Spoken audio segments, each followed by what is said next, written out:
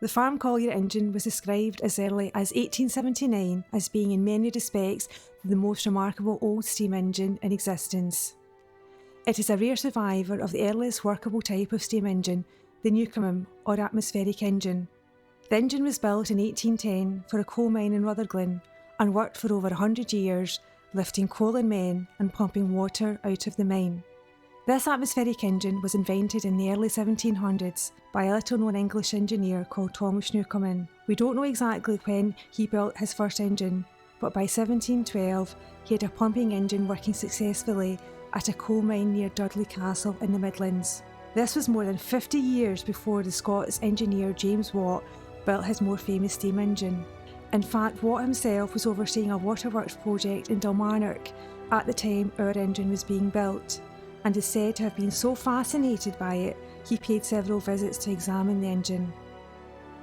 Detailed plans are made of the Farme Colliery engine when it was dismantled in 1913, which enabled this model to be built by the Royal Museum of Scotland in Edinburgh.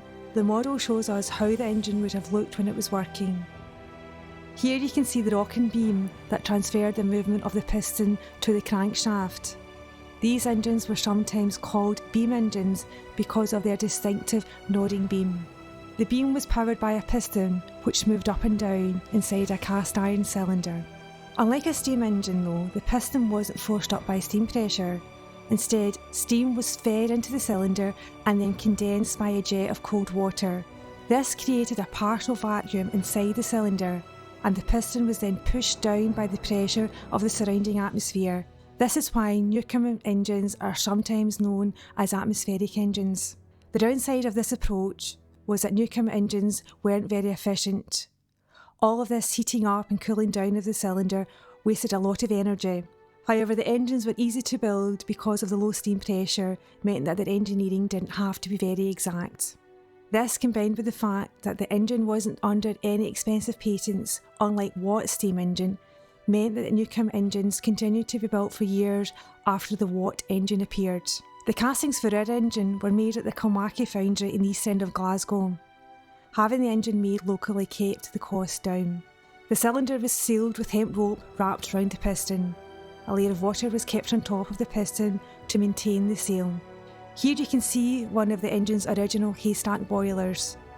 The old boilers were replaced by the new, more powerful boilers in 1857, and this one was reused as a bothy to give the mine workers some shelter. The new boilers made the engine more powerful and gave it a new lease of life. Now the engine could lift coal from 80 metres down in just 35 seconds.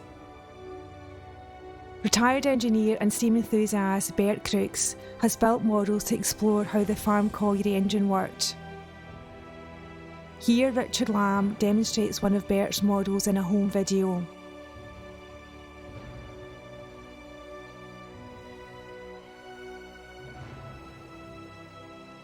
The Farme Colliery engine is unique among surviving Newcomen engines because it was manually operated.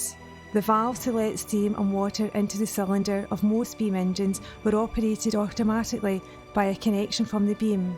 However, our engine was worked by a lever which had to be lowered and raised for every stroke of the engine. By the time the Farme Colliery engine was being taken out of service in 1915, it was recognised as being one of the most important surviving early steam engines. Rather than being scrapped, the engine was preserved and given to Glasgow Corporation.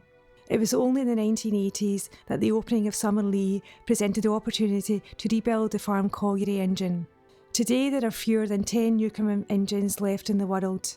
The Farme Colliery engine remains a rare reminder not only of the beginnings of steam power, but also as a symbol of Lanarkshire's mining heritage.